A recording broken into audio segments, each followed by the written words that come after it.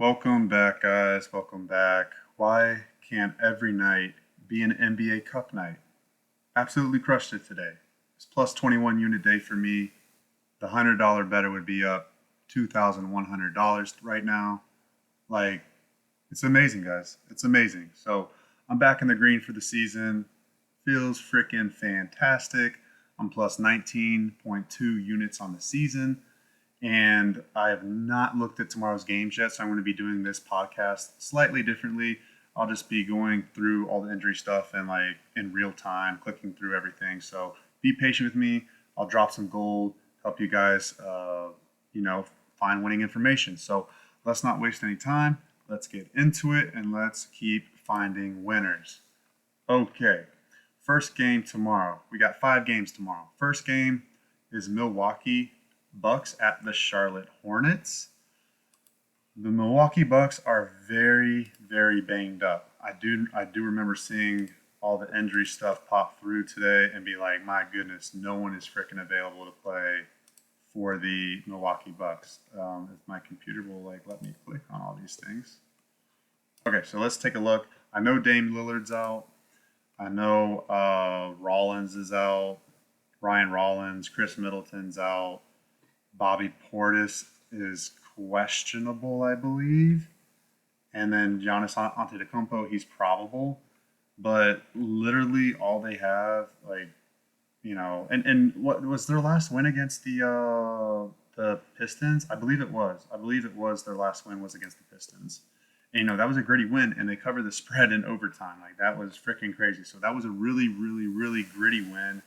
Giannis had to go for 59 points in order for them to even get that win. So, like, that's not sustainable over the long haul, maybe in the short term.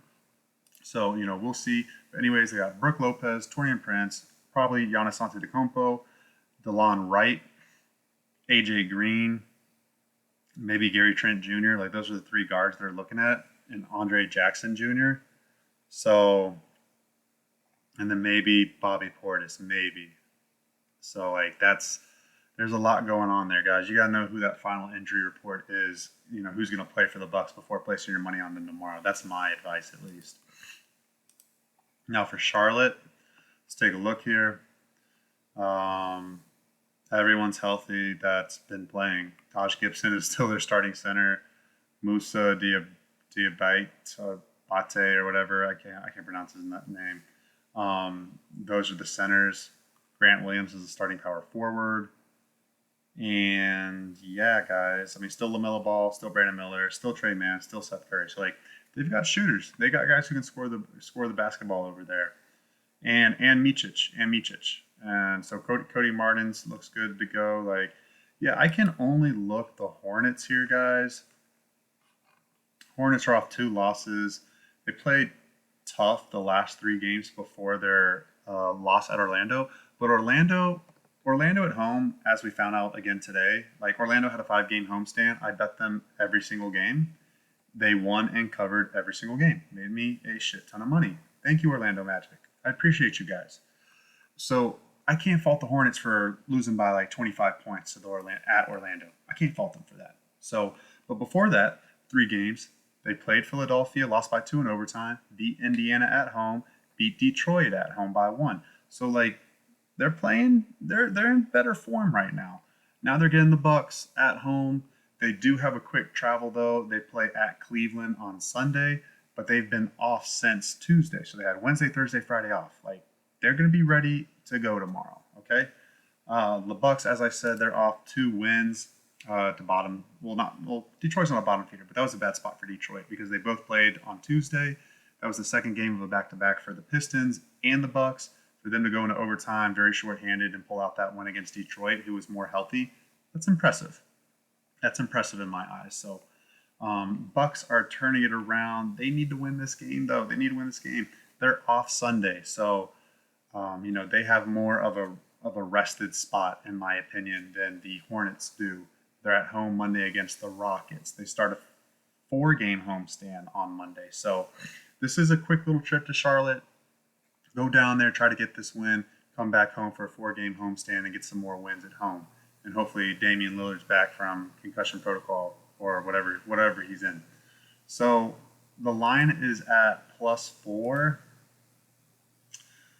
+4 for the Hornets. I can only look that way. If the Bucks are that severely injured, I can only look that way. Even though Giannis is probably going to go for like 60 points again and try to will his team to victory, I can only look the Hornets. And I'm probably going to stay off this game. I mean, I want to bet the Hornets, but at the same time, like Brook Lopez, Giannis, and if Bobby Portis does play, like, those guys are going to control the paint, get every freaking rebound. And yeah, I don't know, guys. I'm probably not going to bet that game. That game is like, I don't know. I lean Hornets, but then I respect the Bucks playing like balls out right now. So over unders at 218.5. I lean under. Lean under. Not a great feel on it though. Okay, next game we have the Toronto Raptors and the Boston Celtics. Toronto Raptors played this evening against the Detroit Pistons. And yes, you guessed it right. I won money with the Detroit Pistons again. First quarter, first half, full game. Big money tonight, guys. Big freaking money tonight. Okay, so Toronto, they played a very close game. Kind of a heartbreaking game, honestly. Like, they are winning in the second half by a good amount. I think by like 10 points, and then they blew it. So now they're going to Boston. Boston is rested. Let's see what Boston's doing. They play Sunday. They play, Monday, the 19th? Or Tuesday. Dang, they played Tuesday. Oh, yeah, Tuesday the 19th. Yep, they play Tuesday. No, sorry, that's Monday. No, that's Tuesday. I'm sorry, guys, I'm tripping. Yeah, so they get 2 days off after this. So, they play the Cavaliers, though. They play the Cavaliers. It's going to be a TNT game. And it's at home. It's at Boston. So, is it a look-ahead spot? For sure. Boston's been taking care of business. Their last home game, they lost to a lesser opponent in the Atlanta Hawks. So, it's tough. Like, I mean, Boston could do whatever the heck they want tomorrow, guys, right? But I mean, they're definitely gearing up to hand the Cavaliers their first loss of the season. That is freaking for certain. They are looking ahead. They know what's ahead of them. They're not even thinking about the Raptors tomorrow. Okay, it's like that's just all we even need to think about. All right. Now for the Raptors, let's see how many minutes. Let's just do our due diligence. Let's go through the entire handicap. Let's not just like skip a step. When you start skipping steps, that's when you start losing money. Don't do that shit. All right. Let's click on the box score tonight for Detroit and Toronto. All right, box score is telling us that the Toronto Raptors played a shit ton of minutes. Okay, they played 35 minutes for all their starters except for Davion Mitchell. He played 33 minutes. The bench, Mogbo, Battle, Boucher, Sheed played 10 minutes. Bruno Fernando played 10 minutes. So, dang, they played a lot of guys on the bench. Not a lot of minutes, but they did play them. And my goodness, oh my gosh, guys, Jamison Battle was -27. His plus minus was -27 in only 14 minutes. How is that even freaking possible? That's awful. I don't even know who Jamison Battle is. Sorry, I gotta click on this guy. He's from Ohio State. He's only 23 years old. He's a rookie. Okay, I don't even think he got drafted. I don't see him getting drafted. So maybe he did, but dang, that's bad, guys. Okay. Anyways, let's take a look at this line. I don't even care who the Raptors play next. Honestly, like, I'll take a look, guys. I'll do my due diligence, guys. Don't skip a step. Don't skip a step in your process, guys. It's a winning process. Don't skip a step. Okay, they're back at home on Monday against the Pacers. Nothing big there. So, all right, let's take a look at this line. +16.5, -16.5 for the Celtics. So, Celtics rested off a good win. I can only look the Celtics here. They might not cover the first quarter or the first half. Or they might cover. I mean, they might, guys. I mean, I'm probably going to stay off of this game, too. Over-under is 226.5. Man, Raptors are going to be tired legs, guys. I could only look over.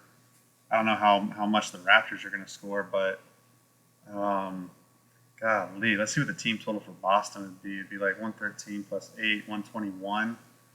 So they have this like 121 to like 104 or something like that. 105. Yeah. I don't know, guys. Celtics can do whatever they want in this game, and I don't know. I don't feel great about that one, guys. I don't. I'm probably gonna lay off of that one. All right, next game is the Los Angeles Lakers at the New Orleans Pelicans. Big wins in the NBA Cup, in the Emirates NBA Cup group play. Okay, both of these teams got their first wins. I think so. The Pelicans, I don't think they played on Tuesday. Maybe I'm wrong on that. No, I'm pretty positive they did not. So, Pelicans beat the Jokic-less Denver Nuggets tonight. That was a very, I mean, still, regardless, like, you know, it's a good win for the Pelicans. That is a good bounce back for them. So, the Lakers also got a good win at San Antonio. Let's check the minutes played for both of these teams. Wow, the Lakers are on a 4-game winning streak after JJ Redick benched D'Angelo Russell and lost his cool in the press conference. And then they return home for 3 games after this New Orleans game. They're off Sunday and Monday. So this is a like a, hey, let's go for this thing, let's go for it, right? Quick travel from San Antonio to New Orleans. That's not bad plane flight at all. Let's take a look at the minutes played for the Lakers. Scored 120 tonight to 115. Anthony Davis played 36 minutes. LeBron James, almost 40 years old, played 38 minutes. Austin Reeves, 32 minutes. D'Angelo Russell, 30 minutes. Everybody else played less than 25 minutes, pretty much. So, yeah, they're gonna be ready to go, guys. I think everybody plays. I think everybody plays. Even though it's against the Pelicans, I still think like, hey, you know, they know what it's like to be in the play-in every year, and they see that the Western Conference, a lot of these teams that were supposed to be like not playing teams, they're falling down and they're not taking care of business. So like there's an opening there for the Lakers to cement themselves to not be in the play-in game this season. Okay, they know that shit. They know that shit. So this is a big game still. Like they need to keep winning the games they're supposed to win. This is a game they're supposed to win. Let's see what the Pelicans. They played at home tonight, so no travel, but they do play again tomorrow. Like, I mean, obviously. So let's see. And then they're at Dallas on Tuesday and at Cleveland on Wednesday. So they get Sunday and Monday off as well, too. So let's see what the Pelicans played. And if you guys know, the Pelicans got a soft spot in my betting heart. I love betting them. I wanted to bet them tonight. I just didn't have the courage to do it. I wish I did. I instead went with the other home dog, the losing home dog. I freaking went with the Spurs. And that first quarter loss really freaking hurt tonight. But whatever, it's okay. Big winning day for me. Yeah, Brandon Ingram played 37 minutes. He did get a little. So I would wait to bet this game a little bit, guys, if you want to bet the Pelicans, because Brandon Ingram did lead the game and then he did come back to the game. So let's see how he feels when he wakes up. Brandon Boston Jr. played 38 minutes. Brandon Ingram 37 minutes. Misi, the rookie center, played 29 minutes. Javonte Green, 26 minutes. You know, not too bad. Not too bad at all. Not too bad at all. You know, do I think that they're going to beat the Lakers? No. If the Lakers play everybody, no. I definitely don't think so. Let's see what the line is. -6.5. Oh, man. These are good lines tomorrow. These are tough lines, in my opinion. Lakers. Oh, yeah. This is the thing, guys. This is the other freaking thing, guys. Okay, so get this, right? The Lakers, just like on LeBron and JJ Redick's podcast over the summer, or in the spring, right? I think it was the summer actually. Anyways, they talked about if they were up 6, they would start fouling the opponent, the opposing team. They did that against the Memphis Grizzlies the other night. Okay, so like this point spread range of around -6.5. Take notes. Remember this, okay? If you're taking Lakers -6.5, you better freaking believe they're gonna blow that team out. Because if they're up 6 with 30 seconds left, 40 seconds left, they're gonna foul the other team. Okay? Other team's gonna cover the spread. That's what happened against Memphis. So, Do I think that the Lakers are going to blow the Pelicans out on short rest, even though the Pelicans are on short rest too? They could. They absolutely could. Um, I lean Pelicans. I lean Pelicans plus 6.5. I do. I think Pelicans play hard at home, like they do. We've seen it, guys. They almost beat the Brooklyn Nets. They beat the Denver Nuggets. I know Jokic didn't play, but still, that's still a quality win. Like Pelicans play tough. They play tough at home, no matter who's playing. Like Willie Green gets those guys to go at home. So plus 6.5, I could only look Pelicans. Only look Pelicans. That over under is at 221. Oh man. But the only thing is, like, I lean under, but the only thing is that both these teams just played back to backs. I mean, this is the second game back to back. Like, I don't trust defense to be at a premium here. So I lean over 221. That would be my lean on the over. And let's go to the next game. Two more games left. Got the San Antonio Spurs at the Dallas Mavericks. Spurs are off a close loss tonight to the Lakers. Mavericks are on a 4-game losing streak. They just lost at Utah. They lost every game on their road trip. They're back home. Circle the wagon spot. This is the true circle the wagon spot, in my opinion, for the Dallas Mavericks. Kyrie Irving is not on the injury report. They purposely sat him against Utah thinking they were going to beat Utah, and they did not. Yeah, Mavericks. So let's look at how many minutes the Spurs players played tonight. Victor Wembanyama played 34 minutes. Stephon Castle, the rookie, 33 minutes. Julian Shimpagni, 31 minutes. Chris Paul, 29. Harrison Barnes, 27. The veterans. Keldon Johnson, 27. Devin Vassell, coming back from injury, only 22 minutes tonight. So, I mean, that's really not that bad. I expect all of them to play. Super quick travel from San Antonio to Dallas. So, not bad travel there for them either. Dallas injury report. Let's take a look here. Derek Lively is good to go. Luka Doncic is probable. PJ Washington is doubtful or out, I believe, still. And everybody else is healthy. So, man, it's crazy, guys. The point spread is plus 10.5. And honestly, I could only look the Spurs plus 10.5. I mean, this is the thing, guys. Like these back-to-back trips are way too overcompensated in the lines, like adjustments. Like, look, teams that play back-to-back with like very minimum travel, and or they're just playing back-to-back at home like the Pelicans are tomorrow, it's really, in my, like, from what I've experienced, what I've witnessed the last couple seasons in the NBA, it's almost a non-factor at all. Legitimately, like even when the players play like 38, 40 minutes the night before, like if they're younger guys like 27 years older, like 27 years or younger, but even like older guys like Kevin Durant play like 38 minutes and they come back home and then they freaking play well again for like 36 minutes. So these back-to-backs are kind of blown out of proportion in my opinion. I don't think this line should be plus 10.5. This line should be like closer to plus 7.5 in my opinion. It's only plus 10.5 because the Mavericks are on a 4-game losing streak and the Spurs played a back-to-back. So I think the Spurs cover that plus 10.5. I do. Am I going to bet it? I don't know. I actually might bet that one. So, but as far as like first quarter, first half, that's gonna be a steep line, guys. That's gonna be like minus 6.5 for the Mavericks and minus 3.5 for the Mavericks. Like those are steep numbers. I lean Dallas covering first quarter, first half.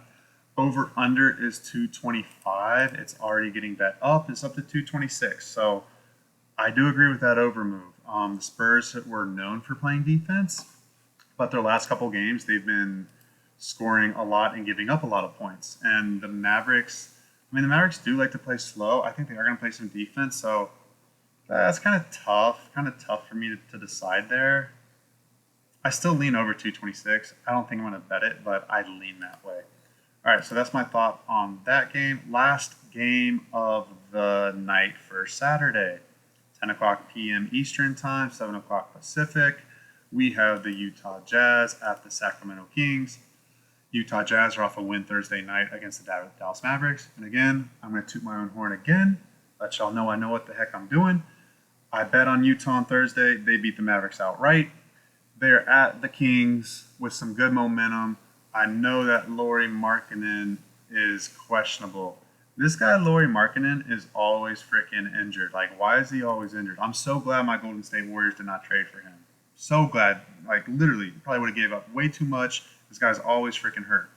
Walker Kessler is also hurt still. Let's see what the injury designations are saying here. Oh, yeah, he's already ruled out. Kessler's ruled out for Saturday, and then Lauri Markkanen's hurt his eye. He's questionable for Saturday. So I don't know what that's all about, guys, but we'll see. As far as the schedule is concerned for the Jazz, they play on Sunday at the Clippers. So this is the first of a back-to-back. And, you know, they've played well their last 5 games. It's like they beat at Chicago to get their first win of the season. Then they played the Milwaukee Bucks, and they were actually winning at halftime against the Bucks before they lost by 23 points. And then the San Antonio Spurs, they beat them at San Antonio the other day, like last week. And then they played Phoenix tough, but they got outclassed by Phoenix. And then they beat Dallas. So, like, the Jazz are in actually pretty good form, in my opinion, right now. They shook off the losing streak to start the season. Now they're settling in, playing better basketball. So everybody else is healthy. Their guards are healthy, so they can shoot and score. Sacramento lost tonight in overtime to the Minnesota Timberwolves. They are alternating wins losses since November 6th. So like the last 6 games, they're just alternating wins and losses. Really, like their last 10 games, they're pretty much just alternating wins and losses. So I do expect them to bounce back again, even though they played probably heavy minutes tonight.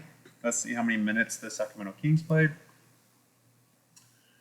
And DeMar DeRozan did not play for them. So I don't think DeMar DeRozan is going to play tomorrow either. I'll have to check that. But yeah, geez, holy smokes, guys. So De'Aaron Fox played 44 minutes. Keegan Murray played 45 minutes. Sabonis played 40 minutes. Trey Lyles played 41 minutes.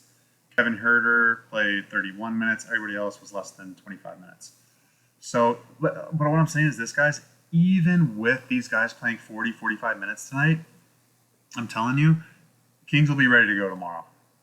And so if they go into overtime tomorrow, they might fizzle out. Okay, they might fizzle out then. But I'm telling you, Kings are probably going to be okay, guys. They're going to be okay. Keegan Murray's young. De'Aaron Fox is still pretty young. Trey Lyles is young. Like Sabonis, I don't know, maybe so. Like, I mean, if you want to bet the Kings, you're definitely going to want to wait for that final injury report.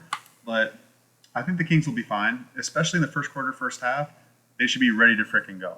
So again, for these times to bet, like if some of these teams do run out of steam, like with bad travel on back-to-backs, but they still come out and play well in the first quarter, first half. A lot of the time, if you ever track this stuff, guys, and you ever just want to like take a look, team that played back-to-back with bad travel, they go out and like they usually start the game really, really well. Just as a side note there. So let's see what the spread is. Let me see where the Kings play on Monday. They're at home. They're at home against Atlanta on Monday. So they're good. They're nestled in on the West Coast for a while. They don't leave the West Coast for like until after Thanksgiving or right before Thanksgiving. So they're good. They're good. They're chilling. Let's see what the line is. What? This is freaking crazy. Oh my gosh, guys. Oh my gosh. We're going to be betting the Utah Jazz again. So the line is -9. And that is crazy. Sorry. Even against the Utah Jazz, that's crazy. And now, so the Kings, let's backtrack, right? The Kings have already played the Jazz, and it was on the second night of a back-to-back, and they did travel to Utah at altitude, and they did cover the spread by like 10 points. So kind of same spot, but still, Jazz are a new team. They're a newer team. If Markkanen plays, and this is +7.5, this is an automatic bet for me. Jazz are going to play really hard in this one. Sabonis isn't that big of a threat down low. Like, yeah, the Jazz can't rebound that well, but it's not like Sabonis is like some huge physical presence down there. Like, he's a very smart, savvy basketball player, but, you know, I feel like this is a good matchup for the Jazz. Over-under is 24.5. It's kind of going down a little bit. I love that over. I think I'm going to bet that over. I was patient last game against the Jazz, and I didn't bet them over against the either the Mavericks or the um, Suns. And I think this is a great over spot. I really do. I'm probably going to be betting the over and the Jazz in this game. And so, like, yeah, those are my thoughts on the games for tomorrow, guys. I'm looking at the Jazz and over 224.5. I'm looking at the Spurs plus 10.5. In the first three games, I don't know, guys. Bucks, Hornets, Raptors, Celtics, Lakers, Pelicans. I don't know. Probably not going to get there with that. But yeah, I appreciate all the love, guys. Follow me at Twitter for all of my official releases. I'm completely transparent. I have my Google Sheet Excel link in my Twitter bio, so you can track all my plays. And yeah, and then I keep my Twitter record in my bio, like year to date as well too. So it's all there, guys. It's all transparent. It's all free. It's all free money. Appreciate you guys. I'll see you on the next episode.